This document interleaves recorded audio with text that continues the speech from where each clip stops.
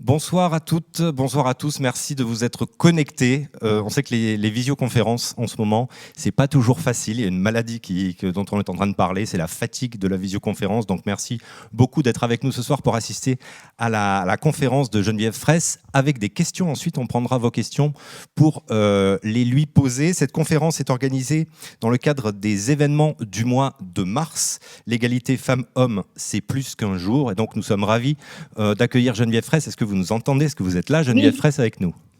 Je suis là, je vous entends et je vous remercie. On va vous laisser la parole tout à l'heure pour une conférence d'une demi-heure. Pour l'instant, je vais présenter les deux personnes qui sont à mes côtés. Marie-Claude Farcy du conseil départemental, bonsoir. Bonsoir. Et Nathalie Lapeyre, directrice du réseau Arpège. On va en dire un petit mot tout à l'heure puisque c'est le réseau Arpège qui co-organise cet échange avec Geneviève Fraisse. Je vous laisse la parole, Marie-Claude Farcy, au nom du conseil départemental. Je vous remercie. Je vous remercie et je remercie en priorité Geneviève Fraisse pour sa présence parce que, comme vous l'avez très bien dit, c'est dans le cadre justement de la 4e édition de l'égalité, c'est plus qu'un jour, que nous menons chaque année, que nous vous convions pour tout ce qui relève de l'égalité femmes-hommes. Et ce qui nous intéresse particulièrement aujourd'hui, c'est le fait que vous soyez justement philosophe. Ça sera un grand sujet de débat tout à l'heure, je le sais bien. Je vais être bref parce que je voudrais également remercier Nathalie et le réseau Arpège qui est notre partenaire pour cet événement, mais qui est aussi notre partenaire tout au long de l'année parce que nous avons justement l'occasion de travailler ensemble puisque l'égalité femmes-hommes, ce n'est pas que le 8 mars, on est bien d'accord, ce n'est pas la fête des femmes, ce n'est pas non plus qu'au mois de mars, même si nous organisons énormément d'événements, mais c'est tout au long de l'année. Voilà. Ce qui va être important surtout, c'est de pouvoir échanger avec vous. Vous avez énormément travaillé depuis des dizaines d'années. Nous connaissons vos travaux et nous connaissons aussi le fait que vous soyez philosophe. Ce qui est le plus important ce soir, ça va être cet éclairage-là qui nous importe. Je ne veux pas être très longue. Je veux au moins vous dire qu'au nom du conseil départemental, pour nous, c'est un honneur que vous soyez présente. Parce qu'il est important que vous puissiez échanger justement avec les Hauts-Garonnais et avec nous. Nous avons besoin d'être éclairés, nous avons besoin d'avancer. Nous sommes aussi des femmes et des hommes qui avons besoin de vous entendre. Ce n'est qu'un échange. Évidemment, avec le confinement, nous ne sommes pas en présentiel, c'est le terme consacré, et nous sommes à distance, mais qu'importe. L'essentiel, c'est que nous puissions vous entendre, nous puissions échanger et avancer sur ce chemin que vous avez éclairé depuis très longtemps, c'est vrai, mais que nous avons besoin aussi de continuer de bâtir. Donc je vous remercie à nouveau et nous aurons à l'occasion le temps encore d'échanger avec les questions-réponses. Dans tous les cas, c'est une force de vous avoir avec nous. Vous avez beaucoup parlé des femmes importantes. Moi, je pense que vous êtes une femme aussi importante. Moi, je parle souvent de femmes pionnières. Et à ce titre-là, en tant qu'élue, je vous remercie de votre présence, mais aussi en tant que mère, en tant que femme d'eux, en tant que fille d'eux, au nom de toutes les femmes. Voilà, merci pour cette soirée qui commence. Merci Marie-Claude Farcy. Un mot, Nathalie Lapeyre, vous êtes directrice de ce réseau Arpège, vous êtes aussi professeure de sociologie à l'université Toulouse-Jean Jaurès. Qu'est-ce que c'est que... Alors c'est un réseau, j'imagine, c'est un réseau qui recouvre quoi, qui rassemble qui ? Tout d'abord, merci pour votre invitation. Merci à Marie-Claude Farcy pour ce partenariat et Arpège. Donc, du point de vue de la recherche, on est toujours ravis de pouvoir participer à ces événements et à réfléchir ensemble. Donc, Arpège, c'est un réseau qui est situé à l'université Toulouse 2, mais qui quand même rayonne sur l'ensemble des universités toulousaines. C'est un réseau qui vise à promouvoir et à diffuser la recherche sur le genre et le féminisme dans la région. C'est une structure collaborative de recherche. Qui travaille sur quelle thématique, du coup, c'est très large? Alors, on travaille sur des thématiques assez variées, et notamment des thématiques aussi qui croisent des enjeux philosophiques. On a 4 grandes thématiques, en fait. Première grande thématique autour de genre, corps, santé. Deuxième grande thématique autour, justement, des questions des politiques d'égalité, des politiques du genre. Une autre thématique autour des mouvements sociaux, féminisme, etc. Et enfin, une autre thématique autour des mouvements LGBTQI. Et en fait, nous sommes assez nombreux et nombreuses quand même à Toulouse et sur la région à croiser ces questions-là dans nos champs théoriques et disciplinaires, hein, puisqu'on a 27 disciplines à Arpège et plus de 150 chercheurs, enseignants-chercheurs, doctorants, et on organise évidemment des activités scientifiques, des séminaires pluridisciplinaires, et évidemment des journées d'études, des colloques, etc. Et on a eu plusieurs fois l'occasion de rencontrer et d'inviter Geneviève Fraisse par le passé. Et nous sommes ravis de pouvoir participer à cette action ce soir. Alors, toutes les personnes qui sont dans ce champ de recherche-là connaissent Geneviève Fraisse, mais il y a peut-être avec nous ce soir des gens qui ne connaissent pas encore peut-être Geneviève Fraisse ou mal. J'ai essayé de faire un résumé vraiment de votre carrière, de vos engagements, Geneviève Fraisse. Il n'y a pas tout, heureusement, parce que sinon on en aurait pour 1 heure, mais c'est pour replacer un peu les choses et que, avant que vous parliez, on sache un peu de qui vous êtes. Vous êtes philosophe, directrice de recherche émérite au CNRS, avec des travaux qui portent sur l'épistémologie politique de la pensée féministe. Vous avez été déléguée interministérielle aux droits de la femme en 97-98, députée européenne de 1999 à 2004, productrice aussi de l'Europe des idées sur France Culture de 2004 à 2008. Et je vais citer juste vos 2 dernières publications, parce qu'il y a une série d'une vingtaine d'ouvrages que je ne citerai pas tous ce soir. Les gens vont avoir à être curieux. Donc les derniers, c'est Féminisme et philosophie chez Folio Gallimard en 2020, et La suite de l'histoire, actrice-créatrice chez Seuil en 2019. Je tiens aussi à souligner qu'est sorti en format poche chez Point Seuil cette année un livre qui était sorti initialement en 2009. C'est Service ou servitude. 79, pardon. 79, la première édition. Oui, c'est ça. Et après 2009, et là, aujourd'hui, ça sort en poche. Service ou servitude, et c'est sur les femmes toutes mains. Voilà, vous avez la parole pour cette conférence que vous avez intitulée « Les 3 corps ». Nous vous écoutons avec attention et nous vous relirons les questions des internautes juste après. Merci, bonsoir. Merci de m'accueillir. Comme je le disais, je le pensais à l'instant, Toulouse et Arpège, pour moi, me renvoient à l'équipe Simone, à la préhistoire importante, où Toulouse a été une ville très active dès les années 70 en matière de recherche. Donc, c'est vrai que c'est de la fidélité qui compte dans cette histoire et qui est évidemment importante pour moi de le souligner à nouveau. Et puis d'ailleurs, puisqu'on parle de publication, je viens de faire une très longue préface pour un librio de textes d'Olympe de Gouges. Donc, nous sommes encore dans la région. Et voilà, et c'est donc quelque chose qui m'importe, vous l'imaginez. J'ai intitulé mon intervention « Les 3 corps » parce que j'ai envie de souligner que le 21e siècle est le siècle qui se soucie, dans l'histoire longue du féminisme et de sa pensée, du corps des femmes. Pourquoi je dis ça? Parce qu'à partir du XVIIe siècle, c'est-à-dire au fond, à partir du cartésianisme, on a essayé sur 2 ou 3 siècles, de prouver que les femmes avaient la même raison que les hommes. Qu'elles soient différentes ou pas différentes n'était pas le problème.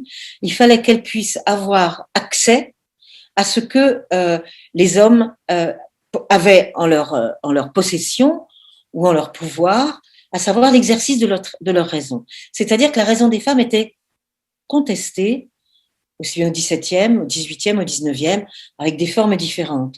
Donc finalement, on a passé ces 2 derniers siècles à prouver qu'on pouvait obtenir, via la démocratie, une équivalence des activités, et notamment autour de 2 choses importantes au XXe siècle.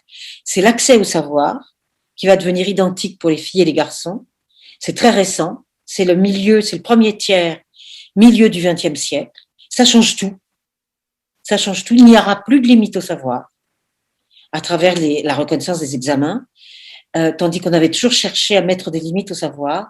Et la deuxième chose, c'est évidemment l'inclusion politique, puisque ce qui se termine par l'histoire de la parité, dont il était question à l'instant, et qui est de l'inclusion au titre d'une identité, d'une ressemblance, d'une similitude de la raison. Je peux être citoyen, je peux avoir accès au savoir et je peux être citoyenne. Tout le reste existe bien sûr, Mais disons, ce que je voudrais souligner, c'est que cette demande de droit et d'inclusion, dont le plus symbolique, c'est, comme je le dis, le savoir et le pouvoir politique, se termine autour des années 2000. On pourra dire qu'on a tout obtenu ou pas assez obtenu. Ça veut dire quoi? Ça veut dire que le réel n'est pas transformé par le formel, mais nous avons obtenu des lois civiles, politiques, économiques, familiales, pour dire la similitude des deux sexes. Ce qui sous-entend que quelque chose du combat pour l'identité de raison a été obtenu.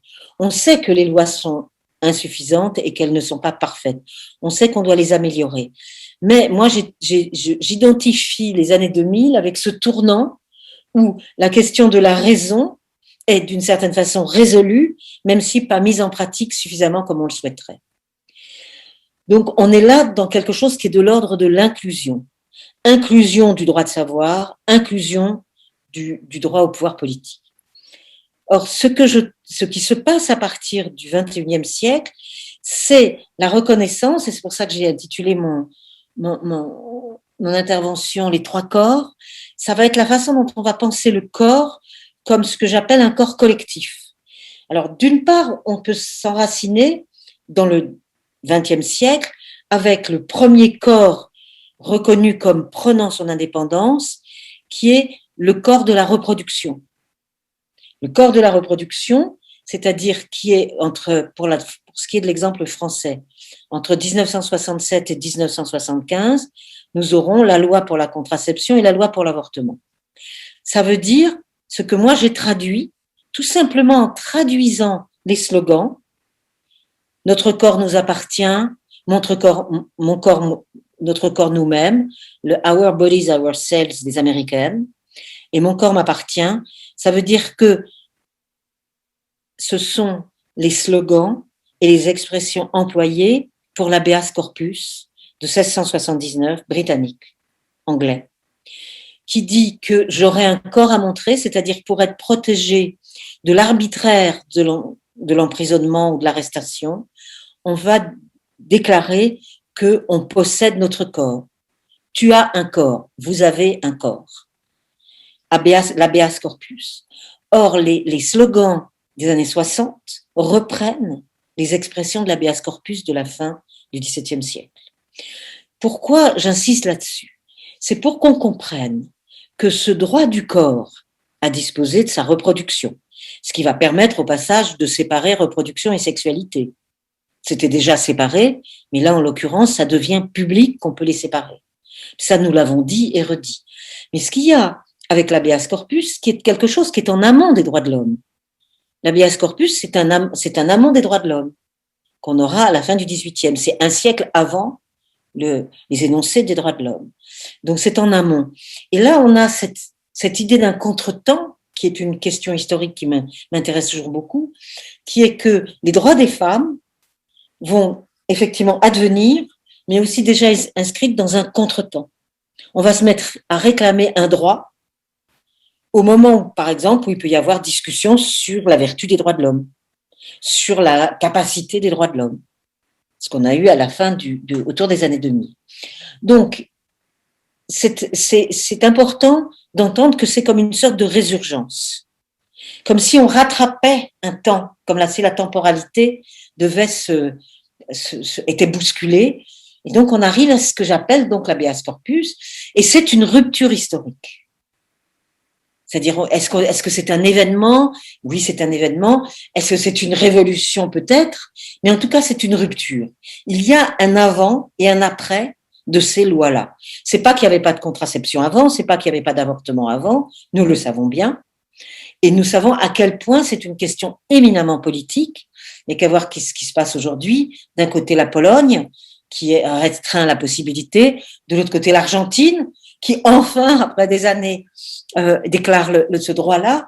Donc, on est dans un enjeu politique et qu'on a pu remarquer aussi au niveau des États-Unis, par exemple, puisque les États-Unis, dès qu'il y a des élections importantes, la question de l'avortement, moi, je l'avais remarqué au moment de la campagne d'Hillary Clinton, mais j'ai pu le remarquer aussi au Brésil avec Dilma Rousseff, c'est-à-dire qu'elles sont obligées de se prononcer sur la question de l'avortement. C'est donc qu'il y a un enjeu politique. Donc, droits de l'homme, enjeux politiques, rupture historique. Rupture historique, et même plus encore pour moi, puisque c'est là où on rejoindrait le terme révolution, c'est ce que j'appelle une révolution copernicienne. Révolution copernicienne, ça veut dire que ce n'est pas le Soleil qui tourne autour de la Terre, c'est la Terre qui tourne autour du Soleil. Ce n'est pas le corps des femmes qui tourne autour de la chronologie de la reproduction de leur corps, c'est la chronologie de leur corps qui va être adaptée à leurs décisions, qu'on peut appeler volonté, qu'on peut appeler choix, qu'on peut appeler maîtrise, suivant les termes employés dans la seconde moitié du XXe siècle. Donc, c'est une révolution copernicienne qui dit et qui finalement approfondit l'idée d'habeas corpus, et non seulement tu as un corps, mais ton corps t'appartient, mon corps m'appartient. Autre grand slogan de l'habeas corpus de contraception-avortement, mon corps m'appartient.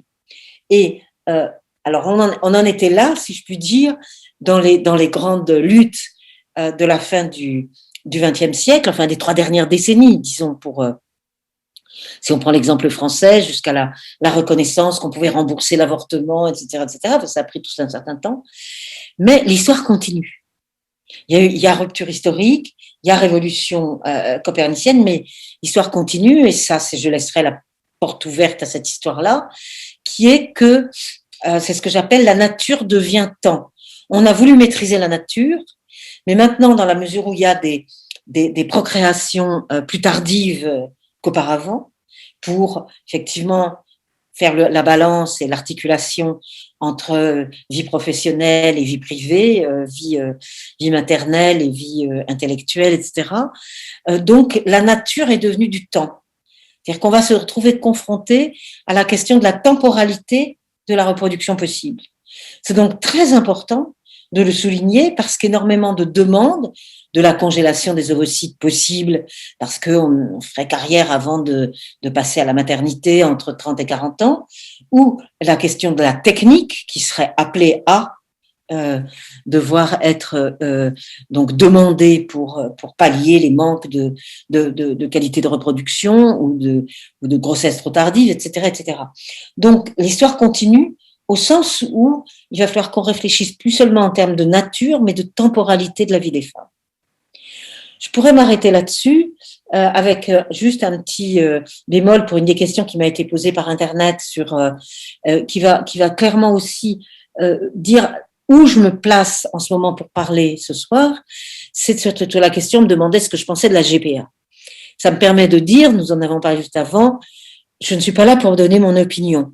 Ce que je disais déjà quand on m'invitait dans des émissions de radio il y a 20 ou 30 ans, vous êtes pour ou vous êtes contre? Vous êtes pour la parité, vous êtes contre la parité? Non. La question, c'est comment penser cette question-là. Et comment penser cette question-là? Elle intervient d'une façon double, ce qui me permettra de terminer cette première partie sur l'habeas corpus.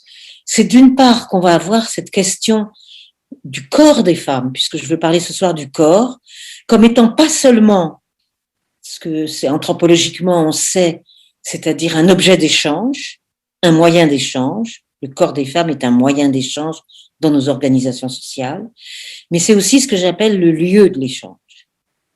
Quelque chose d'autre que la question du corps des femmes s'échange à propos du corps des femmes. C'est pour ça que j'ai fait mon introduction sur la raison. La raison, ce qui était important, mais même depuis Fénelon, qui disait rien n'est plus négligé que l'éducation des filles, c'était de mettre des barrières. Pas de latin, pas de philo, pas d'enseignement supérieur, pas de ceci, pas de cela. Ça, c'était l'enjeu de la raison. L'enjeu du corps, il est autre parce que c'est ce qui s'échange dans une société, le corps des femmes. Que ça soit sous forme de l'image ou sous forme du corps le plus réel qui soit, prostitution, etc. Alors la question n'est pas seulement de dire je suis pour ou contre qu'il soit utilisé, c'est qu'on est obligé de savoir qu'il est utilisé. Et à ce moment-là, on est pris dans une contradiction. D'abord, c'est le lieu de l'échange. Et quand je dis lieu de l'échange, je demande de l'entendre au sens fort du terme. Quelque chose s'échange qui concerne autre chose. Par exemple tout simple, quand il y avait ce débat sur le burkini sur la plage et qu'ils se disputent la droite et la gauche, etc., l'important, c'est leur dispute. Et c'est le corps des femmes qui est l'objet de la dispute. Mais c'est pas vraiment leur intérêt de discuter de savoir si un corps doit être couvert ou découvert. C'est pas leur problème. Voilà. Mais en revanche, quelque chose d'autre peut être dit avec ça. Ça ne veut pas dire que c'est pas une question. Ça veut dire que c'est redoublé, qu'il y a bien deux niveaux tout le temps. Le niveau où on se sert du corps des femmes pour parler d'autre chose. Et il faut absolument retenir ça. Dis-je. Deuxième corps, c'est ce que j'appelle le corps collectif. Le corps collectif, c'est ce qu'on a. Donc, si vous voulez, si vous prenez le corps de la contraception et de l'avortement, ou le corps qu'on a bien connu au XIXe siècle, qui est le corps des femmes pouvant divorcer, puisque l'histoire du divorce, elle traîne pendant 200 ans. Le consentement mutuel pensé en 1792 ne reviendra dans notre droit qu'en 1975, c'est-à-dire 2 siècles après, avec des arrêts, on interdit, on autorise, la faute, pas la faute, etc., plus le consentement mutuel finalement. Donc, on a bien un droit qui est lié au corps, que ce soit le divorce ou la contraception et l'avortement. Parce que c'est un droit qui est évidemment pour 1 plus 1 plus 1 plus 1 plus 1 plus 1 plus 1 de toutes les femmes qui peuvent. Mais quand je veux dire corps collectif, je veux dire autre chose. C'est-à-dire que c'est un corps qui, à ce moment-là, va se penser comme un ensemble à l'intérieur de la société. Donc, le corps collectif, il est apparu très clairement de différentes façons, mais notamment avec MeToo et 2017. Puisque dans ce corps collectif, ça va être l'idée que je peux avoir de la propriété de mon corps, mais je peux néanmoins être possédée. C'est-à-dire, ok, on a obtenu la propriété de son corps, une femme peut circuler librement dans la société, elle peut choisir sa reproduction, elle peut choisir ses unions, mais dans l'ensemble de la société, son corps continue à être possédé. Alors, il faut que je développe cette idée-là. C'était une distinction que j'avais faite entre propriété et possession, en fait, à partir de Molière, à partir de l'école des femmes, où finalement on se rend compte que quand on parle de la propriété d'une femme qu'a un homme, on parle à ce moment-là vraiment d'une propriété physique. Si une femme est mariée, si une fille dépend de son père, c'est une propriété physique. Aujourd'hui, nous avons réussi à supprimer la propriété sur notre corps, mais pas sa possession. Et c'est ce que MeToo a mis en lumière. C'est-à-dire que on continue à pouvoir posséder le corps des femmes, même si la femme a la propriété de son corps. Et pourquoi j'appelle ça un corps collectif? Parce que MeToo a posé la question de l'organisation sociale. De l'organisation sociale, ce que une philosophe que j'ai réussi à faire traduire en 2010, et j'en étais heureuse, Carole Patman a appelé le contrat sexuel. C'est-à-dire, sous le contrat social, il y a un contrat sexuel, qui est que les femmes appartiennent aux hommes. Les femmes sont sous un mode caché. La question de comment s'organise le rapport entre les femmes et les hommes organise la société. Mais les penseurs du contrat social se sont bien gardés de le mettre devant, sauf par des petits morceaux de leur texte. Je fais facilement l'analyse avec Jean-Jacques Rousseau pour cela. Mais on n'exprime pas le fait qu'il y a bien un contrat qui est un contrat de domination, un contrat de possession possible du corps des femmes, qui donc s'échange dans la société. C'est très clair dans l'histoire du mariage, où on passe du père au mari. C'est donc qu'on transfère un corps d'un homme à un autre. En transférant ce corps, même si aujourd'hui cela n'existe plus, ça nous rappelle que tout cela n'a pas besoin d'être formalisé du point de vue de la démocratie, parce que ça serait contradictoire, évidemment, avec la démocratie. Et c'est ce que MeToo explique très, très bien. C'est précisément qu'il continue à y avoir dans nos sociétés une organisation d'un pouvoir sur le corps des femmes. Et si en ce moment on ne parle que d'inceste, de viol, de violence conjugale, de violence familiale, c'est pour cela. Parce qu'on met enfin en avant l'idée qui est surtout une question, qu'est-ce que le corps des femmes dans notre société? je vous fais remarquer au passage que les féminicides, nouvelle expression bienvenue, on sort du drame passionnel, il était temps, hein, et le féminicide, c'est la plupart du temps un homme qui tue une femme, qui a décidé d'arrêter cette relation, qu'ils aient des enfants ou pas. Et ce qui est important de remarquer, c'est que ces femmes n'ont pas fabriqué de nouvelle union. Le féminicide, c'est la destruction d'une femme qui n'a pas joué le jeu d'une société, qu'on passe d'un homme à un autre homme. Si on passe d'un homme à un autre homme, l'homme peut accepter d'avoir été acquitté, d'avoir été abandonné, d'avoir été récusé. Mais si une femme le récuse sans partir vers un autre homme, à ce moment-là, c'est quasiment un crime de lèse-majesté au niveau de la domination masculine. Il y a donc, dans ce corps collectif, l'idée que, même si on pense que nous avons obtenu la propriété de soi, au niveau de la reproduction et de la vie sexuelle et de la sexualité, donc divorce et contraception, néanmoins, le corps des femmes reste un enjeu d'échange. Alors, pas le lieu de l'échange dont je parlais à l'instant à propos de l'habeas corpus, mais les corps sont encore échangés dans notre société. Et avec le corps des femmes se joue une organisation anthropologique. Alors, cette en-pensée est un socle, et ce qui s'est passé avec MeToo, d'où mon expression corps collectif, c'est que ce corps collectif, il a pris la parole. C'est pour ça que je suis très, très réticente avec l'expression libération de la parole, parce que je demande toujours, mais qui a libéré la parole? Ben non, les femmes ont pris la parole. Et ce qui est très intéressant de remarquer, et je pense à l'élu qui me recevait tout à l'heure, qui est là, c'est que c'est à partir d'une qualité économique que les femmes ont pris la parole.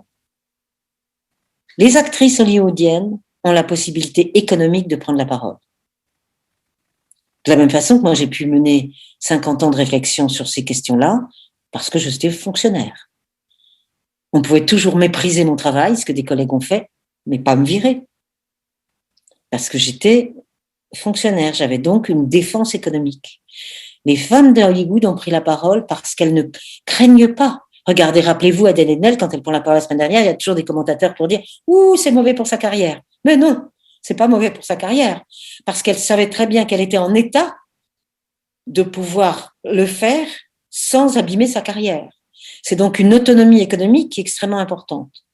On l'a aussi, cette question de l'autonomie économique, quand vous voyez les livres importants aussi bien de Vanessa Springera que de Camille Kouchner, ce sont des femmes qui sont autonomes économiquement, et même des femmes de pouvoir économique, édition, avocats, etc. Je vous fais remarquer cela pour dire que c'est bien la question économique qui rend possible la prise de parole. Et pas seulement l'idée comme ça qu'on vous tend les médias ou qu'il y a des réseaux sociaux. Il y avait une des questions que j'ai reçues qui tourne autour de ça. Non, il faut d'abord, il y a quelque chose là de très clair qui se passe depuis 3 ans, si on regarde qui prend la parole et qui peut tenir cette parole-là. Donc, oublions le qui a libéré la parole. Il faut donc repartir de cette idée de la prise de parole, donc collective, d'où le corps collectif, c'est-à-dire pluriel. Et à partir de ce moment-là, c'est évidemment le nombre, le nous et le nombre qui deviennent importants. Et ça, on le voit partout dans cette explosion du féminisme depuis 3 ans. C'est ça que ça a permis aussi. C'est la reconstitution de ce que moi j'ai connu par exemple dans les années 70, qui est effectivement celle du nous. Et qui, même s'il y a eu des nous entre 70 et 2020, néanmoins, il n'y a pas eu cette certitude que le nombre était absolument possible. Donc ça, c'est pour donc le deuxième point. Je vais vite, mais bon, nous reprendrons ça dans la discussion, j'imagine, que ce que j'appelle donc le corps collectif. Après l'habeas corpus, le corps collectif. Et le troisième point que je voudrais évoquer, là encore rapidement, c'est ce que j'appelle le corps représenté. Alors, le corps représenté, là, on va se déplacer vers la question des arts, donc, et non plus de la question, ni la question de la contraception et de l'avortement, ni la question des violences faites au corps des femmes, mais la question de la façon dont les femmes artistes se sont réappropriées le corps à l'intérieur de l'histoire de l'art. Et là aussi, on a une sorte de, dans cette réappropriation du corps, c'est-à-dire que la construction de la femme artiste, puisque vous avez cité mon livre La suite de l'histoire, actrice-créatrice, qui représente bien cette tentative que j'ai faite de reprendre comment s'est construit la femme artiste. C'est pas qu'il n'y a pas eu de femme artiste avant la Révolution française, mais dès qu'on passe en système démocratique, c'est autre chose qui est en jeu, c'est-à-dire c'est de la légitimité. Légitimité de pouvoir devenir citoyenne, ce que j'appelle le pour toutes, légitimité de pouvoir devenir artiste, ce que j'appelle le pour chacune. Donc ça se passe quand on est dans la représentation de la démocratie, c'est-à-dire de l'égalité possible, des sexes, du genre, appelons comme vous voulez. Donc, que se passe-t-il à partir du moment où on est dans cette logique démocratique? Donc, on connaît l'histoire de l'inclusion, j'en parlais brièvement tout à l'heure, qui va du droit de vote à la parité, mais il y a aussi la question du pour chacune, c'est-à-dire de la mise en cause de ce que les hommes ont bien expliqué que, en gros, vous êtes des muses et nous, on est des génies. Donc, comment les femmes vont subvertir cette place de la question de l'inspiratrice pour être elle-même créatrice, et créatrice non pas seulement comme une individu, mais comme potentiellement toute femme, toute chacune pourrait devenir artiste. Alors, que se passe-t-il à propos du corps des femmes dans cette histoire de l'art, disons, à partir de la moitié du 19e siècle jusqu'à aujourd'hui? C'est la façon dont on va déplacer le corps. Ce qui est très clair chez de nombreux artistes de la fin du 19e, c'est qu'elles ont pu être des modèles, Suzanne Valadon, Berthe Morisot, pour des françaises, des modèles qui vont se mettre en position d'artistes, c'est-à-dire des objets de la représentation qui vont se mettre en situation de sujet de la représentation. C'est très important la question du modèle, de ce modèle heuristique que j'emploie beaucoup, de sujet et d'objet. Où on est objet, où on est sujet. Et parfois, on est à la fois les deux. Et la question de l'art nous le montre assez bien. Donc, elles vont prendre la position du sujet. Donc, à partir de là, que vont-elles faire de leur situation d'objet qu'elles ont eue? D'être la femme qui est modèle, la femme qui est représentée, la femme nue au passage. Elles vont se représenter elles-mêmes. On a deux exemples fameuses, qui est Paula Modersohn-Becker en Allemagne et Suzanne Valadon en France, qui donc vont se représenter au début du XXe siècle, torse nu, c'est-à-dire montrant leurs seins, pas seulement se prenant comme objet, comme on a eu dans l'histoire de l'art, où les femmes on peut remonter à Artemisia Gentileschi, au début de l'époque moderne, mais elles vont se montrer nues, et c'est là où commence la question de la nudité, sur laquelle on va revenir, parce que c'est lié évidemment à la question du corps. Elles vont se montrer, donc elles vont être leur propre modèle, et leur propre modèle va indiquer la question qui est celle de l'art. Quel est l'art que je peux me permettre d'avoir? Et c'est d'ailleurs à ce moment-là qu'on peut pointer que la question du corps des femmes qui représente la vérité qui sort du puits, ce qui est très, très remarquable autour des années 1900, c'est-à-dire que ce corps nu de la femme qui représente la vérité, je vais y revenir. Mais d'abord, la question de ce corps, on va pouvoir le suivre tout au long du XXe siècle. Comment beaucoup de femmes artistes vont savoir qu'elles sont obligées de passer par la représentation de leur corps pour s'inscrire dans l'histoire de l'art, et surtout pour interpeller l'histoire de l'art, et éventuellement dérégler l'histoire de l'art. C'est un peu l'idée, moi, du concept de dérèglement des représentations que j'emploie. Dérégler l'histoire de l'art. Que fait Claude Cahun en 1930 ? Elle se représente ainsi que sa compagne, mais elle se représente elle-même, son visage, et elle commence à rentrer dans le multiple. Que fait Cindy Sherman ? Si ce n'est de faire des tas d'avatars de son corps, alors pas de son corps nu, elle, ni de son visage, mais de ces transformations multiples de son corps, d'où les avatars. Que fait Orlan, si ce n'est sortir du tableau de l'origine du monde pour montrer, une fois qu'elle est sortie du tableau, ce qu'elle fait de son corps et comment elle interpelle l'histoire, etc., etc. Je peux prendre énormément d'exemples qui tous vont nous indiquer que ces femmes artistes qui sont maintenant dans cet espace où elles savent qu'elles sont plusieurs et pas seulement des exceptions, mais qu'elles peuvent être entrées aussi dans le nous des femmes artistes. Alors nous, pas toutes des citoyennes, mais quand même le nous de femmes qui ont le droit de rentrer à l'école des beaux-arts de Paris, par exemple, à la fin du 19e. Donc c'est là où on rentre vraiment dans le pluriel. Mais ce pluriel, pour beaucoup de femmes artistes, va passer par une interrogation, une réflexion et une représentation de ce qu'elles peuvent faire avec leur corps. Non pas pour s'amuser, mais parce qu'elles pensent que c'est là que l'histoire de l'art doit réfléchir, puisqu'on a employé leur corps autrement précédemment. Et donc, ça, c'est le troisième corps, si je puis dire, c'est cette interpellation qu'elles vont avoir.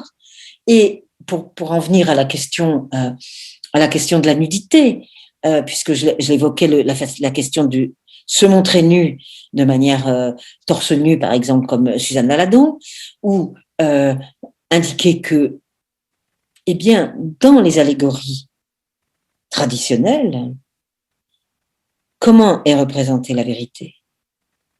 Par un corps nu féminin. Donc, on va s'interroger pas seulement sur le fait que ça bouscule l'histoire de l'art, l'accès des femmes à la production possible de femmes artistes, et c'est très clair aujourd'hui, mais surtout, ça rejoint un débat philosophique extrêmement important de la fin du 19e siècle, qui est porté notamment par Nietzsche, qui est celle de savoir si la vérité est femme, dit-il. Si la vérité est femme, qu'est-ce que ça veut dire? Ça veut dire qu'il n'est pas sûr que la vérité soit femme. Ça veut dire qu'il y avait toute une tradition des idéalités, de l'idéalisme et de la métaphysique qui mettait la vérité représentée par une allégorie d'un corps de femme nue. Alors, elle peut sortir du puits encore en 1900, mais la question est de savoir si elle continue à être la vérité. Et c'est pas sûr. C'est pas sûr puisque, au fond, je pense à une sculpture qui est dans l'entrée de l'ancienne faculté de médecine à l'Odéon à Paris, d'un sculpteur de la fin du 19e qui s'appelle Barrias. Que fait-il? Il montre qu'une femme se dénude, donc dénude le haut de son corps, devant la science. Donc la vérité, donc c'est la femme elle-même qui montre la vérité. Donc ce n'est plus l'homme qui dévoilerait la vérité en enlevant le voile qu'il y a sur la vérité. La femme est capable de se dévoiler elle-même devant la science, c'est-à-dire pour montrer qu'elle porte quelque part la science, mais que c'est elle qui décide de la montrer ou de ne pas la montrer. Donc on est rentré dans cette appropriation du corps. Et ça, c'est quelque chose qui habite tout le long du XXe siècle, l'histoire de ce troisième corps. Donc voilà, on pourrait, peut-être il faut mieux que je m'arrête pour qu'on ait le temps des questions, mais j'ai été un peu vite, je pourrais plus continuer un tout petit peu là-dessus, mais peut-être dans la discussion. Merci Geneviève Fraisse. Oui, vous avez le temps, hein, si vous voulez prendre 5 minutes sur... Non, mais je vais reprendre peut-être avec les questions. Oui, bien sûr, on va reprendre avec les questions. Donc Nathalie Lapeyre est allée modérer, comme on dit, plutôt relayer les questions des internautes. Une petite question par rapport à ces trois corps. Tout d'abord, vous avez beaucoup parlé du début du XXe siècle pour le rapport à la nudité et par rapport à la femme artiste. Et je me demandais pourquoi vous n'aviez pas mis cette partie en premier pour l'inscrire presque dans un cadre chronologique de lutte, on va dire, pour le féminisme tout au long du XXe siècle. Est-ce que vous voyez aujourd'hui le féminisme comme une lutte chronologique ou c'est pas du tout votre façon d'envisager ça? Alors, pour moi, c'était pas chronologique parce que ça commence au XXe siècle, parce que quand j'ai parlé de l'habeas corpus, je suis remontée jusqu'en 1679, ouais. Et puis remontée aussi à la loi sur le divorce de 92 et qui a quand même alimenté presque 200 ans de problèmes, puisqu'il est aboli le divorce, puis rétabli, puis enfin bon, c'est une longue saga autour de siècles. Non, c'est-à-dire que si vous voulez, ce qui est important pour moi, c'était une sorte de socle lié à la question démocratique. donc des lendemains de la Révolution française. Et dans un livre ancien qui s'appelle Muse de la raison, j'avais commencé ce livre avec 2 scènes primitives. La scène où Sylvain Maréchal, comme par provocation, disait « faut pas apprendre à lire aux femmes », alors que c'est un babouviste, extrême gauche révolutionnaire, parce qu'elles vont devenir citoyennes. L'usage de la raison, je suis partie de là. Je suis partie de l'usage de la raison. Et c'est ça qui fait que depuis Descartes et Fénelon, et Poulain de la Barre au passage, qui lui dit « l'esprit n'a point de sexe », mais Fénelon dit, on dit toujours, il veut l'éducation des filles, oui. Tournez la page 2 de son opuscule. Et là, ça s'arrête tout de suite à l'équivalence entre les sexes sur la question de l'accès à la raison. Donc, si vous voulez, je suis partie de la modernité, de la démocratie, et à partir de là, on a d'abord, j'ai fait d'une certaine façon une chronologie qui est sur les 2 premiers corps, hein, c'est-à-dire si je prends les années 70 et les années 2020, ce qui est donc ma génération, ce qu'on voit, c'est qu'on s'est battu pour l'habeas corpus. Et bon, ma première manif, hein, c'est pour l'avortement, hein, en 71. Donc, on s'est battu pour l'habeas corpus et on est encore dans la logique du divorce. Si on raisonne, si vous voulez, à partir de post-68. Et puis, on a MeToo qui arrive en 2017, qui est une rupture historique fondamentale, là aussi, puisque ce nous collectif, doté de la capacité économique de prendre la parole, indique qu'il y a là un défaut de construction anthropologique. Donc ma chronologie, elle est là. Elle est de 70 à 2020. C'est la première. Et j'ai voulu, par ailleurs, faire remarquer, parce que c'est ça qui me ramène à ce que j'appelle la généalogie. Bon, j'ai quand même, comme vous l'entendez, une influence foucaldienne dans tout ça. Hein. C'est-à-dire, je vais me servir des textes du passé pour poser les problèmes contemporains. Et ce que je fais dans Muse de la raison, c'est de montrer qu'il y a d'abord cette dispute sur « oh là là, il ne faut pas qu'elles apprennent trop parce qu'elles vont être citoyennes, divorcées, etc. » Que des questions d'autonomie, c'est important, c'est le mot autonomie. Et de l'autre, il y a une dispute entre une poétesse et un poète, et le poète lui dit « c'est pas à vous d'écrire de la poésie, c'est à nous ». Donc surtout avec la Révolution, que les femmes ne veuillent pas devenir des femmes auteurs, des poètes, etc., c'est-à-dire des femmes artistes. Et en fait, si j'ai voulu terminer par là, et j'aime beaucoup votre question à cause de ça, c'est parce que je pense que autant on peut se battre pour l'inclusion, qui va de la citoyenneté, du droit de vote à la parité, mais ça c'est de l'inclusion, c'est-à-dire que ça ne change pas nécessairement une société, même si des femmes ont envie de ne pas faire de la politique de la même façon que les hommes, certes.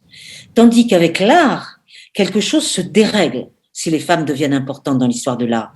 Donc je pense qu'il y a une sorte de foyer de dérèglement de la construction anthropologique de notre société, beaucoup plus subversive dans l'art que ça ne l'est dans le politique. Ça n'enlève rien à la démarche d'égalité. Je parle devant une élue et j'ai moi-même eu une parenthèse, donc je ne parle pas tout à fait par hasard quand je dis ça. Mais je crois avoir éprouvé dans mon travail de recherche que c'est là qu'il y avait des choses qui basculaient dans autre chose. Et c'est aussi pour ça que je l'ai pris en 3e temps. Merci pour la question. Alors, j'en ai une autre pendant que les internautes envoient leurs questions. Il y en a quelques-unes déjà qui sont arrivées. Vous allez avoir de quoi discuter. Je voulais juste pour qu'on comprenne bien votre positionnement dans les réponses. Vous intervenez aujourd'hui en tant que, on va dire de façon un peu large, philosophe du féminisme. Mais de la pensée féministe, je dis toujours. De la pensée féministe. On a compris aussi que vous étiez féministe. Alors, je mets de gros guillemets à ce mot parce qu'aujourd'hui, ça prête à débat, mais en gros, vous avez fait partie de ce combat. Et vous êtes aussi Geneviève Fraisse, la femme. Comment est-ce que vous faites vivre, alors j'allais dire ces 3 corps, mais pour reprendre le titre de votre conférence, quand vous répondez, quand des gens vous posent des questions, on peut vous dire, est-ce que vous êtes pour ceci, la GPA, contre, est-ce que vous savez de quel point de vue vous répondez systématiquement? Est-ce que c'est parfois compliqué de dire, non, là je réponds en tant que philosophe, en tant que femme, en tant que féministe? Non, je réponds pas en tant que. Je réponds 2 choses. La première, c'est... J'avais formulé ça, je me souviens, dans une discussion avec la philosophe aujourd'hui disparue Françoise Collin, qui était, je disais à l'époque, donc ça remonte à il y a déjà quelques temps, Je suis une féministe qui fait de la recherche. Je ne fais pas de recherche féministe. Je suis une féministe qui fait de la recherche sur le féminisme, sur la pensée féministe, et qui peut avoir pour conséquence des engagements féministes. Mais vous voyez, de la même façon qu'il n'y avait pas de science prolétarienne après-guerre, et ça a bercé ma formation marxiste des années 68-70, de ces disputes, pour moi, il n'y a pas de science féministe. Mais je suis une féministe qui fait de la recherche. De ce point de vue-là, c'est très clair. Et sur le féminisme même. Ça, c'est ma première réponse qui est épistémologique, si vous voulez, de position épistémologique. De ce point de vue, le d'où tu parles, je l'assume. J'y réponds de cette façon-là, à la question d'où tu parles, qu'on appellerait aujourd'hui le savoir situé, mais qui est une question que nous avons eue dans les années 70, bien avant l'expression savoir situé. Et puis, la deuxième réponse, elle est sur t'es pour, t'es contre. Je l'ai évoqué là dans mon intervention, le t'es pour, t'es contre, ça veut dire que la seule chose qui compte, c'est qu'on fasse pas de l'épistémologie, mais qu'on soit en guerre. On veut qu'on soit hystérico-guerrière. Alors, t'es pour ou t'es contre? Et moi, c'est là où est ma prétention philosophique, c'est de dire, attendez, on va déplier la question. Je l'ai fait dans je sais pas combien d'émissions de radio que j'ai pu faire. Et c'était jamais, on attendait que je donne mon opinion. Moi, je disais, attendez. Alors maintenant, on va déplier la chose. Quand je fais un livre sur le consentement, en 2007, bien avant MeToo, pourquoi je le fais? Parce qu'on se sert de l'argument du consentement aussi bien pour la prostitution que pour le foulard. Alors, et dans nos grandes intellectuelles féministes, il y en avait une qui était pour le foulard mais contre la prostitution et l'autre pour la prostitution et contre le foulard. Je n'y comprends plus rien. Qu'est-ce que je vois, moi, comme lien entre les deux? C'est que dans les deux cas, on dit, puisqu'elle consent, où est le problème? Alors, qu'est-ce qu'elle fait? La féministe et philosophe que je suis, je me dis, alors c'est la question du consentement le problème. Et me voilà, au début des années 2000, à chercher pendant 3 siècles ce qu'on a écrit sur le consentement. Donc, j'ai pas tout de suite besoin de dire si je suis pour ceci ou pour cela, mais ce qui compte, c'est que je donne la possibilité de réfléchir intelligemment, au lieu de seulement dire « Ah, mais elles sont toutes exploitées ceci, elles sont… » Non, on regarde quelles sont les conditions qui sont données pour qu'on réfléchisse à cela. Et là, le mot consentement servait à penser, vous savez, foulard et prostitution, c'est voiler et dévoiler son corps. On est encore sur la question de la nudité. C'est quand même, là encore, enfin, de ce qu'on voit pas du corps. Regardez, je fais une association d'idées. Ce qui s'est passé pour l'actrice Corinne, qui est, ça les rend fous. Parce qu'une femme s'est mise nue je dis ça les rend fous, puisque une saisine a été faite du procureur de la République. Pendant la cérémonie des Césars, la dernière. Par 10 députés LR, je crois, si je ne dis pas de bêtises. Donc, qu'est-ce qu'ils font? C'est-à-dire que, et quand il y a eu un corps d'homme pour les Molières il y a quelques années, pour montrer que les impertinents, j'allais dire, les intermittents, je lis lapsus, que les intermittents avaient des difficultés, ils s'étaient mis nus devant la ministre à l'époque, et on avait dit, bon, un intermittent, un comédien, c'est nu. Là, c'est une femme, et en plus, c'est pas une femme qui répond au canon de l'âge de 20 ans ou de 25 ans, mais qui a quelques années de plus, et qui assume complètement, moi j'ai vu comment elle l'assumait parfaitement, et donc pourquoi ça choque?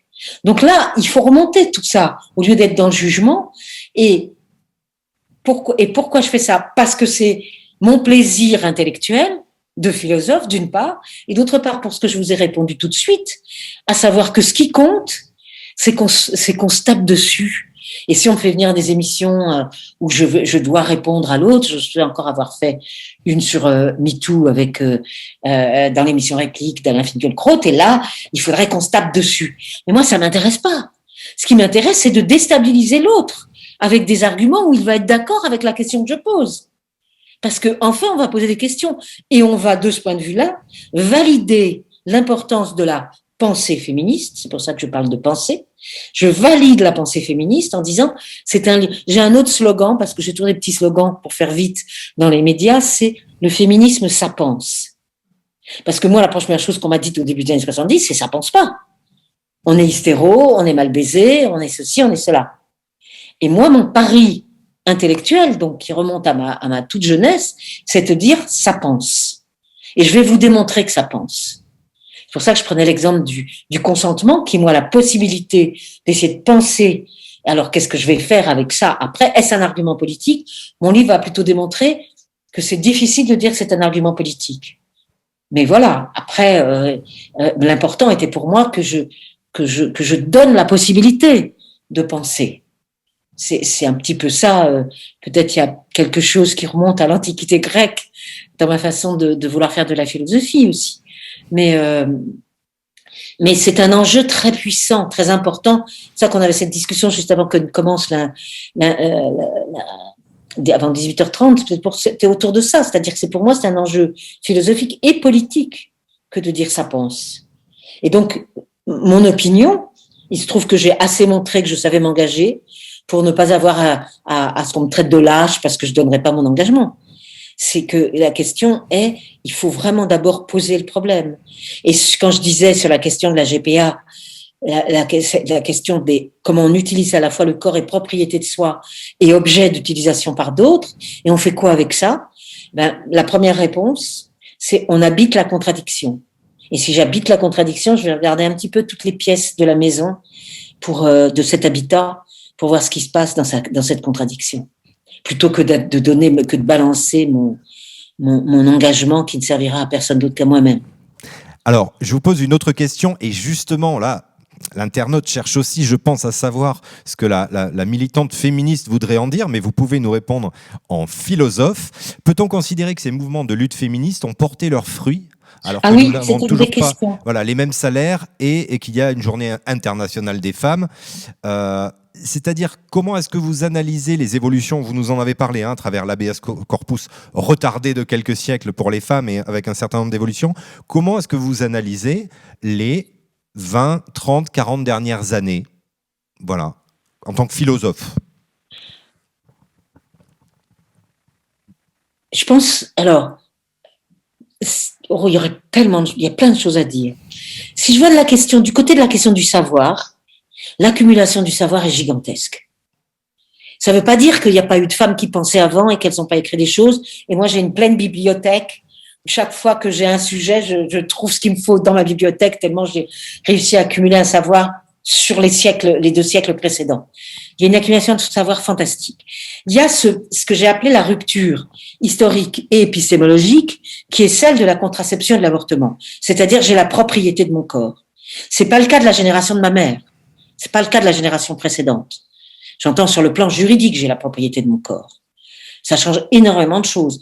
Donc, il y a eu énormément de changements. Et en même temps, quand on est déprimé, avec certaines de mes amies, en disant décidément, il faut tout recommencer tout le temps. J'avais même fait un texte dans l'IB que je terminais en disant je suis une Sisyphe en bas de ma montagne à vouloir encore pousser mon rocher une fois de plus. C'est vrai. C'était une dizaine d'années, j'avais écrit ça. Ben oui, il est dans ce texte, c'est dans Féminisme et philosophie. Mais oui, c'est vrai que régulièrement avec des vieilles copines des années 70, on dit ça avance pas vite. Voilà, ça va être une de nos phrases. C'est-à-dire que là, pour le coup, et alors à ce moment-là, moi, je nous réconforte. Et je dis, ouais, mais c'est rien 40 ans, c'est rien 50 ans. C'est quelques décennies de rien du tout. Alors, vous voyez, j'ai d'un côté l'idée que ça a été une grande rupture, ce qui se passe après. Moi, j'ai la chance d'être de cette génération-là. Je n'ai pas la chance d'être un enfant du baby-boom, mais j'ai la chance d'avoir vécu 68 et de tout ce que ça débloquait. Parce que ça a débloqué énormément de choses pour ma génération qui a eu 20 ans en 68. Et puis, en même temps, ça avance très lentement. Alors, sur la question de l'égalité économique, c'est un désastre. C'est un désastre à tout point de vue. Et ce qui se passe en ce moment va accentuer le désastre. Enfin, il n'y a pas besoin de faire des rapports très compliqués pour voir ça. Je l'ai pensé immédiatement l'année dernière au moment du télétravail. J'avais pas besoin. Bon, évidemment, j'avais un petit peu de connaissances, mais c'est sûr. Donc, non seulement ça avance très lentement dans l'aspect économique, et la pandémie accélère, je veux dire, accélère le ralentissement, si je peux me permettre une image contradictoire. Mais vous pensez qu'il va y avoir une dégradation au niveau du travail, de la condition féminine, du fait de la crise Covid? Mais les premiers rapports le disent déjà. C'est fait. Moi, je reçois ça dans ma boîte mail, je le vois bien. Mais je m'en doutais il y a 1 an. Et ça ne fait que confirmer la crainte que nous avions. Bien sûr, à tout point de vue. Du point de vue des violences, on l'a dit, mais du point de vue aussi économique. Donc, si vous voulez, la question économique, qui est quand même le nerf de la guerre, puisque je parlais d'autonomie économique, pour prendre la parole du point de vue que ça soit des actrices d'Hollywood ou des femmes, ou des actrices françaises ou éditrices ou autres, ou fonctionnaires comme moi, c'est cette autonomie économique, même si elle a avancé, reste un vrai sujet. Et pas un sujet secondaire, marginal. C'est pas vrai. Donc, si vous voulez, à la question que vous me posiez, 40 ans, c'est très peu. 2, il y a eu des ruptures fantastiques. 3, ça n'avance pas. Je réponds les 3 choses en même temps. Désolée d'être... mais je dirais, j'ajouterais, et ça c'est vraiment alors un témoignage personnel, je me régale à travailler cette question-là. C'est absolument passionnant. Voilà. Et ça fait partie aussi du sujet. C'est absolument passionnant parce que, et ça, c'est ces 3 dernières années qui nous le disent. Toute la société est en train de reconnaître que l'action féministe, c'est une question passionnante. Moi, j'ai vécu des périodes de désert total. J'étais seule dans mon coin, enfin, avec quand même des amis des réseaux, etc. Mais dans des moments difficiles, vraiment. Et depuis 3 ans, ça fleurit partout. C'est-à-dire que ça devient une question incontournable pour tout le monde. Vous ne croyez pas que c'est joyeux, ça ? Comment est-ce que vous expliquez ce retour ? Vous avez parlé de MeToo, de la prise de parole, mais on sent qu'il y a eu des combats féministes, des moments féministes plus importants que d'autres, y compris même si on remonte dans les années 1920. Mais comment est-ce que vous expliquez cette effervescence en ce moment, y compris au sein même des différents courants féministes ? On sent qu'il y a quelque chose qui est en train de se passer. Eh bien, c'est l'intitulé de mon intervention. Merci de cette question. C'est l'intitulé de mon intervention qui le dit. Après avoir lutté pendant 200 ans pour démontrer l'égalité de raison, l'identité de raison, donc l'égalité d'accès à la raison, ça laisse presque la place à ces corps de femmes qui sont l'enjeu anthropologique du contrat social, ce que donc on peut appeler le contrat sexuel, et qui se voient avec d'un côté l'habeas corpus et de l'autre l'intervention des artistes pour transformer complètement la donne. Je vais vous faire remarquer que Orlan, elle fait l'origine de la guerre par rapport à l'origine du monde, et Déborah de Robertis, elle se met avec les cuisses ouvertes devant l'origine du monde pour dire, alors on a mis des femmes à ouvrir leur sexe sur le mur, et moi je vous montre que c'est du réel. Qu'est-ce qu'une artiste fait quand elle fait ça ? Tout ça est vraiment important, parce que ça veut dire elle reprend le pouvoir sur quelque chose. Et peut-être qu'elle va dire autre chose qui a été dit jusqu'à présent. Donc c'est tout à fait passionnant. Donc si vous voulez, ma réponse, elle est dans l'intitulé, les 3 corps, c'est-à-dire qu'on est, avec ce siècle, dans cette convergence des subversions qui toutes, c'est-à-dire s'enracinent dans le corps. Oui, on voulait bien le divorce, on voulait bien la contraception et l'avortement, mais voyez, pour un usage somme toute privé du corps, au XXe siècle, au XIXe, au XXe siècle. On passe au XXIe siècle avec l'idée que c'est une affaire politique. Ce que j'appelle le corps moyen d'échange et lieu de l'échange, le corps des femmes. Et c'est ça que je voudrais décoder, continuer à décoder. On a une question d'ailleurs d'un internaute qui parle vraiment de ça, ce que vous avez évoqué, le sujet objet. Est-ce qu'on peut imaginer qu'un jour les femmes, alors là on fait de la prospective, mais c'est un peu le but et l'idéal, je pense, que les femmes ne soient plus les objets et les lieux d'échange des hommes et du patriarcat. Et pour vous, avec l'expérience que vous avez, quelles en seraient les conditions ? Alors, je ne suis pas Madame Soleil. Je fais la réponse que je fais quand j'ai un journaliste qui m'appelle et qui me dit bon alors maintenant je réponds, je ne suis pas Madame Soleil, ce qui est une réponse banale. Pour les conditions peut-être alors. Parce que je n'ai pas écrit d'utopie. J'ai plutôt passé mon temps à reconstruire l'épistémologie de cette question-là. J'ai dit reconstruire, c'est-à-dire parce que je m'adosse à 2-3 siècles de textes. Sans cesse. Et même aujourd'hui, encore après toutes ces années, je refais ça. Vous voyez, je viens avec plaisir d'écrire sur Olympe de Gouges. Et donc, je me suis replongée, j'avais pas lu la totalité des textes parce qu'ils sont importants, l'œuvre d'Olympe de Gouges. Et c'est là où on aussi énormément de choses par rapport à aujourd'hui. Donc moi, je suis plutôt quelqu'un qui ferait de l'exégèse presque, problématique, enfin épistémologique. Donc l'idée de savoir ce qui va se passer, ça, j'en sais rien. J'insiste sur le fait que cette histoire du corps des trois corps des femmes est fondamentale, puisque l'habeas corpus, c'est un enjeu politique, je l'ai rappelé tout à l'heure. Quand Hillary Clinton, ou Dilma Yousseff sont obligés de se positionner par rapport à ça, c'est parce que c'est la vie, la mort, parce que l'avortement, c'est la vie, la mort, dixit, et donc c'est un enjeu politique. Donc, comment faire? Vous voyez, ce qu'il faudrait que je travaille, et je veux bien le faire, c'est le rapport entre cette question vie-mort, cette question du corps des femmes et du politique. Et donc, quand je dis c'est un lieu d'échange, c'est ça que je veux dire aussi. Et pas seulement un objet, c'est un objet d'échange. Vous voyez, quand je reprends l'histoire des féminicides pour me rendre compte que finalement, les féminicides, ils n'ont pas lieu sur une femme qui est passée d'un homme à l'autre. Il a lieu sur une femme qui a juste écarté un homme. Donc là, on est au cœur d'une construction sociale. Moi, c'est ça qui m'importe vraiment dans le débat sur le féminicide. On est au cœur d'un débat social qui est qu'on peut avoir obtenu l'indépendance de la reproduction, l'autonomie économique, pas pour toutes les femmes, mais pour quelques femmes, plus qu'avant, la citoyenneté, bien entendu, y compris l'accès à des postes de pouvoir par la parité, oui, mais ce qui touche au corps, donc c'est là que ça se passe, quoi. Pour le futur, c'est là que ça se passe. Quelle société, moi, je peux construire? J'en sais rien. Enfin, je veux dire, je suis pas une penseuse de l'utopie. Je suis une penseuse de la déconstruction, non, de la construction, justement.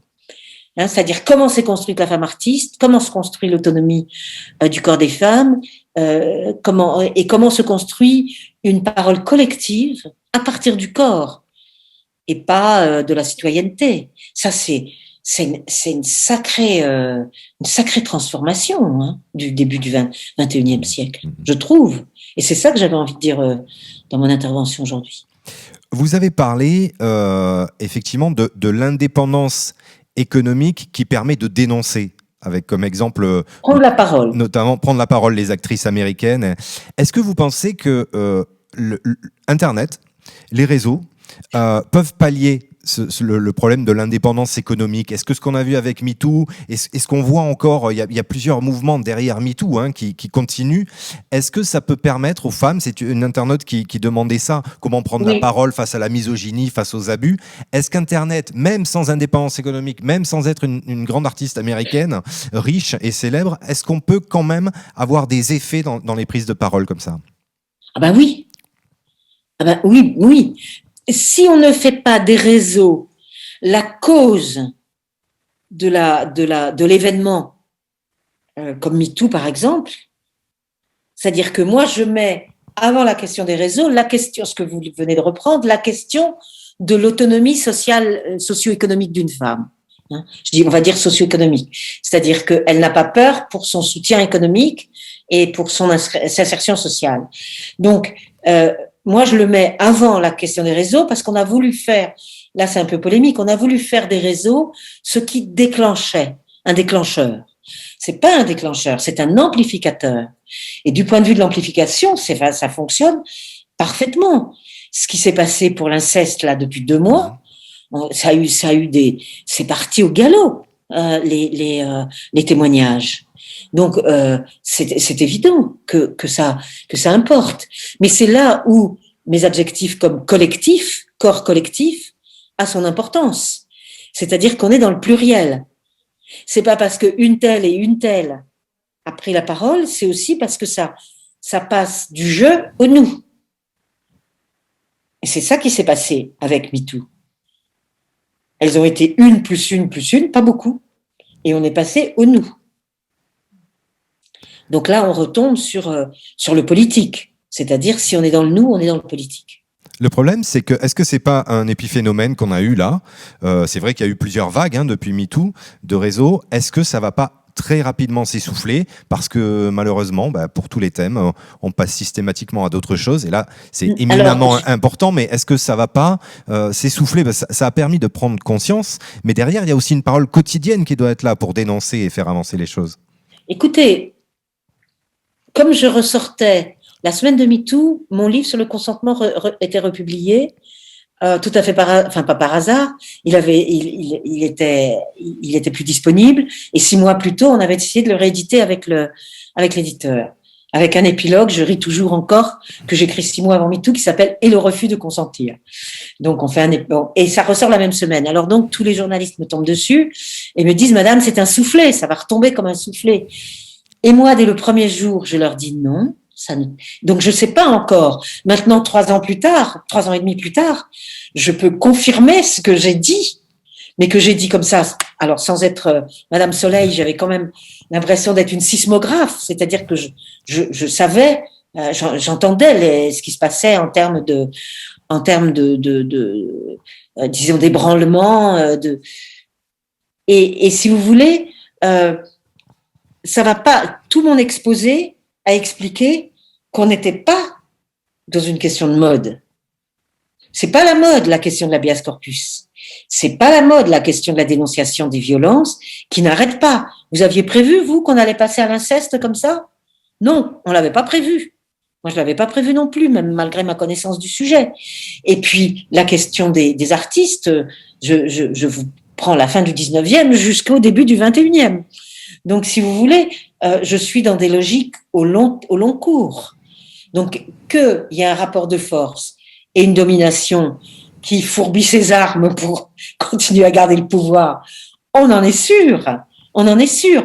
Mais le mouvement qui se passe, moi, jamais j'aurais imaginé, même si j'ai dit dès octobre 2017, c'est pas un soufflet, vous allez voir, c'est fort, je n'avais pas imaginé comment dire, la déferlante, puisque c'est le nom que se donne un journal, la déferlante féministe qui allait suivre, qui n'est pas seulement liée à la question des violences, qui est extrêmement créative, qui invente des choses.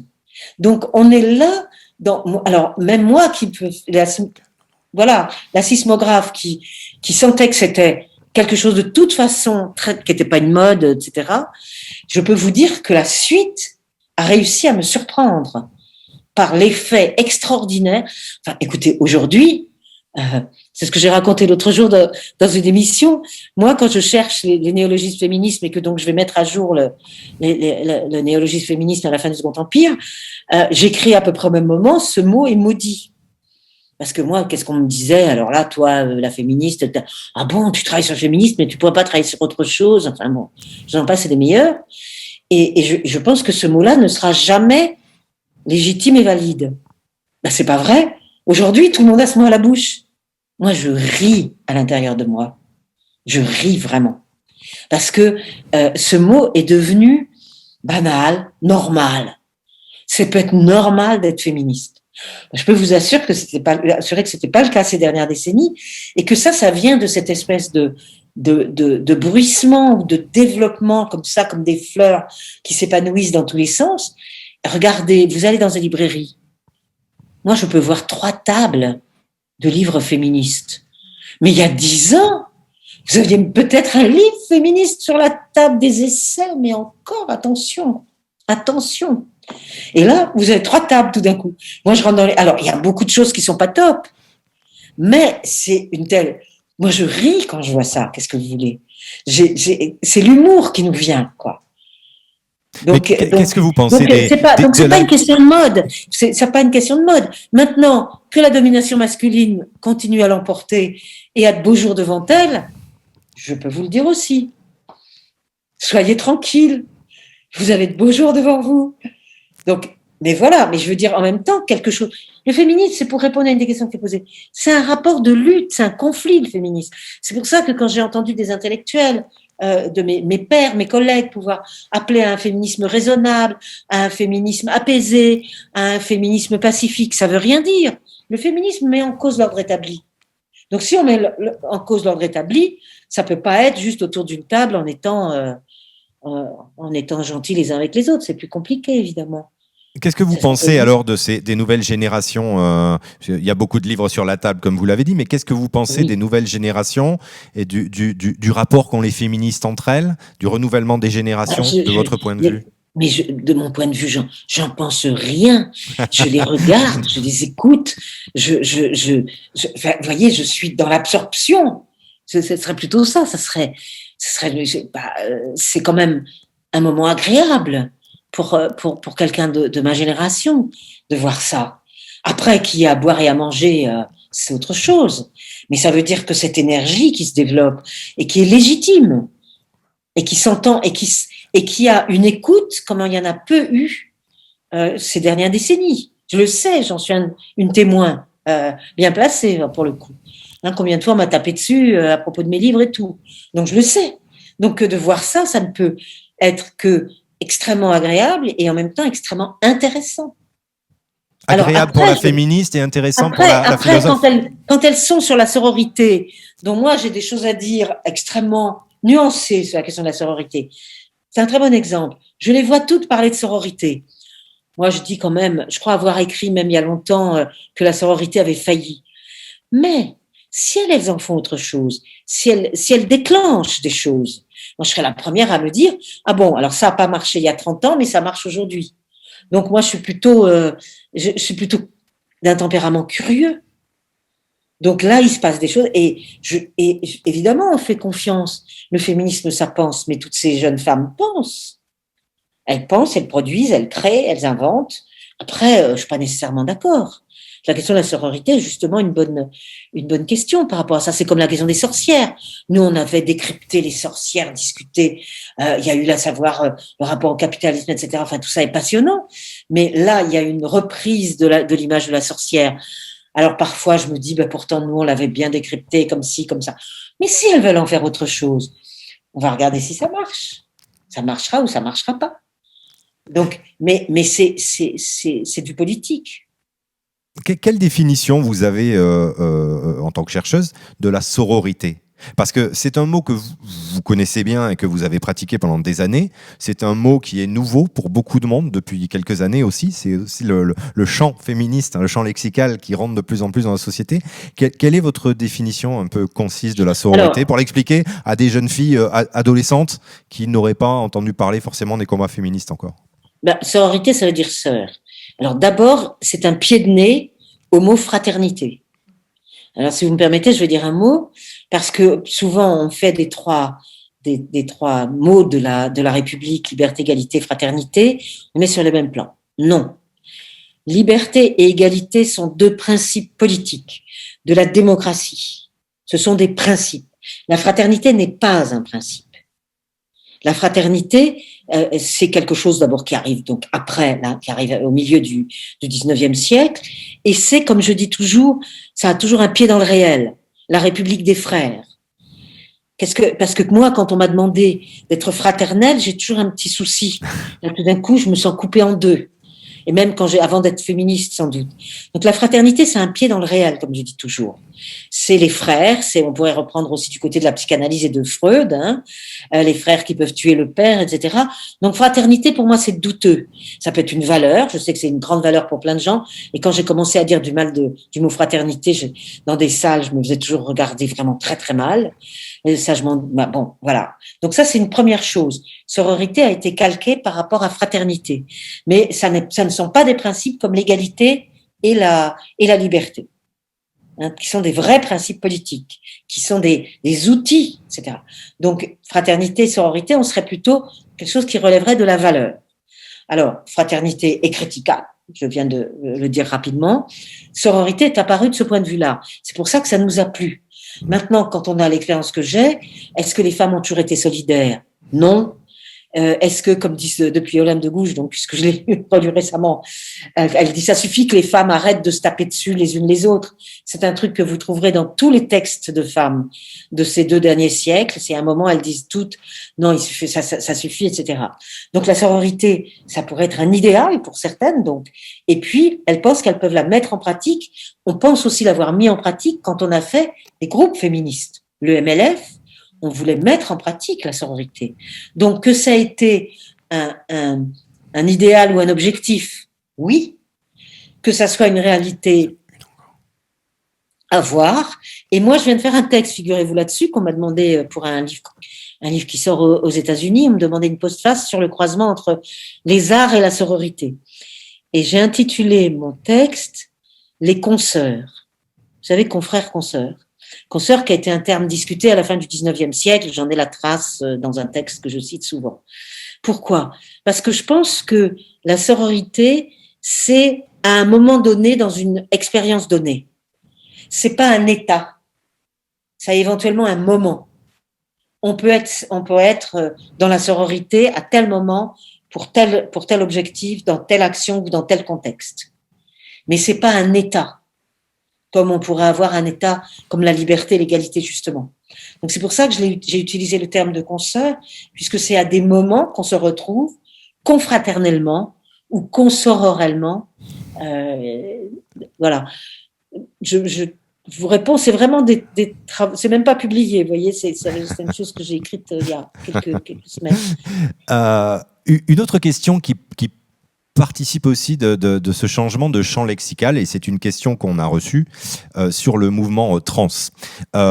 Plus largement, on parlait beaucoup avant de sexisme, on parlait de guerre des sexes, on parlait de deuxième sexe. Aujourd'hui, on parle de plus en plus de genre. Et avec des catégories de genre qui se diversifient. Comment est-ce que vous voyez, toujours en tant que chercheuse, comment vous voyez arriver ces vocables de plus en plus présents dans le champ de la recherche de votre point de vue de chercheuse ? Alors, il se trouve que j'ai fait un livre là-dessus qui s'appelle « Les excès du genre » en 2014, qui est maintenant disponible en poche facilement. Précisément pourquoi ? Parce que quand, pour moi, au début des années 80, je vois arriver le mot « genre », je pense plusieurs choses. Je pense d'abord que c'est par rapport à ma déception d'ex-étudiante en philosophie, qui voyait que ce sujet n'était pas traité en philosophie, je me dis, voilà un concept. Comme dirait Gilles Deleuze, voilà le concept par rapport à un problème, c'est le concept genre. Donc c'est ce que j'appelle désormais, et encore maintenant, une promesse conceptuelle. Mais je vois immédiatement que cette promesse conceptuelle est fragile, puisque si c'est un concept, c'est au singulier, c'est le genre, et si c'est pas un concept, on peut dire les genres. Et immédiatement, qu'est-ce que je vois ? Qu'on se met à dire les genres, les hommes, les femmes, le masculin, féminin. Et alors moi, j'ai les bras m'en tombent, je me dis, alors, tout ça pour ça, on revient à la dualité, on revient à la catégorie des deux sexes, etc. Donc, à partir de là, je vais faire une série de propositions. D'abord, je crois pouvoir dire que quand on est philosophe, on ne peut pas acheter un mot du vocabulaire. Donc, je ne vais pas supprimer le mot sexe. Ça va être ma première réponse. Donc, je renvoie au petit livre que j'ai fait là-dessus. Je ne supprimerai pas le mot sexe. Après, quand on a, deuxième remarque, l'opposition sexe-genre, à ce moment-là, le problème, c'est qu'on tombe sur biologie sociale, nature-culture. Je pense que c'est un très mauvais paradigme philosophique. Il est épuisé. Par-delà la nature et la culture, le grand Descola l'a déjà expliqué qu'on ne fonctionnait plus avec ce paradigme de lecture du monde. Nature-culture, c'était bon pour le milieu du 19e, ça ne fonctionne plus. Ça, c'est mon deuxième point. C'est-à-dire que quand on me fait le coup de le genre c'est social, le sexe c'est biologique, là carrément, j'appelle au secours. C'est pas possible. Parce que du coup, on va confirmer la nature. C'est un truc dans ce cas qui fait boucle, qui fait cercle. Plus je dirais que c'est pas naturel et que c'est culturel, plus je laisserai entendre qu'il y a donc un culturel dont on peut pas se débarrasser. Donc pour moi, c'est nul et non avenu, ça marche pas. Troisième chose, ce qui est bien sûr intéressant, et vous parliez à partir de la question de trans, et c'est là que ça devient intéressant pour moi, c'est que on change de paradigme.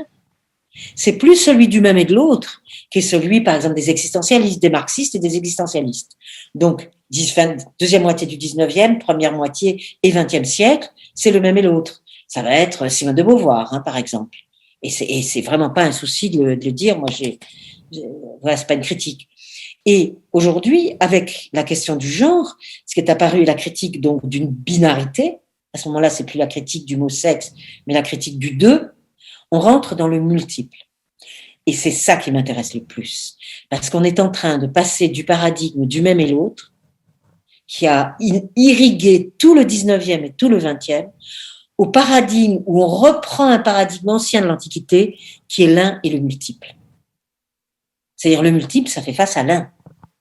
Et c'est ça qui peut devenir intéressant. C'est-à-dire que notre créativité sur le plan des identités sexuelles et genrées, sexe et ou genre, moi je dis toujours et ou comme ça, j'embête tout le monde, c'est que le vrai paradigme maintenant, c'est le 1 et le multiple. Ce qui permet de penser toute la question queer et trans, etc., tout en sachant que cette promesse conceptuelle du genre n'est encore pour le moi, donc le 1 n'est pour moi pour le moment qu'une promesse sur le plan conceptuel. Merci. En guise de conclusion, je vais vous poser la dernière question, mais qui sera votre conclusion. Vous allez voir, la question s'y prête. En quoi l'éclairage que vous partagez avec nous, particulièrement sur les manières de dire les corps, peut servir pour tous les combats qui visent à l'émancipation de tous, toutes et de chacun, chacune. C'est écrit en écriture inclusive. Comment est-ce qu'on peut se nourrir de vos propos pour activer le combat, pour continuer à lutter pour l'égalité ? Vous savez, c'est ce que j'appelle la contiguïté. Ce que j'appelle la contiguïté. Il y a dans ce grand débat sur la question dite intersectionnelle, il se trouve que quand on a vécu comme moi le début des années 70, c'est qu'à ce moment-là, à la fois, il y a Post-68, le mouvement des femmes, la fondation d'une revue avec Rancière, les révoltes logiques, etc. On a fait un texte à 3, en 74, pour fonder cette revue. D'abord un centre de recherche sur les idéologies de la révolte, et il y avait la pensée ouvrière, la pensée féministe et la pensée de l'exil. Jean Borel, le 3e larron, était catalan. Et il avait souffert, et beaucoup souffert d'avoir dû quitter sa langue d'origine quand il était passé à l'école, etc. Et on a fait un texte, on a fait 3 morceaux. Et c'est ce que j'appelle la contiguïté. C'est-à-dire, à partir de là, nous, c'était pas du point de vue de la révolte. La révolte, c'est ni la stratégie politique de victoire, ni l'analyse de la domination. C'est ni l'un ni l'autre. C'est qu'on était il y a de la pensée dans tout ça et on va le mettre en commun. Et je veux renvoyer aussi à je renvoie finalement à des textes. J'avais intitulé un texte il y a longtemps déjà, 30 ans déjà, Les amis de nos amis. Les amis de nos amis sont-ils nos amis ? Alors, si vous situez du point de vue de l'analyse de la domination, oui, vous allez pouvoir croiser les dominations. C'est pas difficile. Vous additionnez, vous croisez, vous voyez quel est le facteur important, et du coup, ça permet effectivement d'ouvrir sur toutes les luttes. Mais si vous êtes du point de vue de l'émancipation, il va se jouer ce qu'on voit tous les jours, c'est-à-dire il y a des hiérarchies de stratégie. D'abord ça, comme on disait de mon temps, on était la contradiction secondaire, les féministes. D'abord la révolution, puis on s'occupera de vos affaires. Dans le berceau de la révolution, le lendemain de la révolution, on va résoudre votre affaire. Ce qu'on appelait la contradiction secondaire. Ce qui nous a beaucoup agacés, vous imaginez. Donc heureusement qu'on ne parle plus, on a changé en 50 ans, on ne parle plus de contradiction secondaire. Mais donc là, on est quand même dans des complexités. Donc si vous voulez, il y a des endroits où il est facile de tenir tout ensemble et des endroits où ça se complique. Et c'est ça que j'ai envie de proposer, et quand j'appelais ça les amis de nos amis, sont-ils nos amis ? C'est ça. C'est à la fois la contiguïté et à la fois la lucidité de ce que ça marche pas toujours. Mais c'est ça qui est intéressant. Voilà. Mais du coup, moi, j'aurais pas la position affirmative de dire je fais de l'intersectionnel et tout est réglé. C'est pas vrai. Et ça, c'est plutôt par des pensées que j'avais avant ce débat-là que avec ce débat-là. Je ne sais pas si ça répond à la question que vous vouliez poser. Ben merci beaucoup. Non, je sais que les gens demandent forcément des réponses et voudraient être guidés dans les bons combats. Et vous nous proposez une approche qui demande beaucoup de réflexion. Et c'est vrai qu'on a envie de s'en nourrir pour porter ces combats. Et je comprends qu'on ait besoin des fois d'aiguillage parce que ce sont des thématiques qui sont difficiles. Vous avez un vécu par rapport à tout ça. C'est pas toujours facile pour tout le monde, particulièrement les jeunes générations, de se dire quel est le combat que je vais porter et comment. Mais en tout cas, c'est extrêmement riche de vous avoir écouté. Et puis, comme vous l'avez dit, il y a beaucoup de littérature et votre littérature que vous avez citée. Et j'espère vraiment que les internautes qui nous ont suivis en visioconférence fatigante, je le sais, mais pourront, à tête reposée, reprendre vos livres et les déguster pour vraiment savourer tout ce qu'ils contiennent. En tout cas, merci beaucoup, Geneviève Fraisse, d'avoir été avec nous. Merci à cette région. Je suis souvent venue pour pour tout ça. Eh ben, on vous y invitera dès que le virus nous aura laissé un peu tranquille. En tout cas, portez-vous bien. Merci à vous, merci à toutes celles et tous ceux qui nous ont suivis. Merci pour votre soutien en visioconférence. On essaie d'organiser des événements, même si c'est assez difficile. Très bonne soirée. Merci à vous.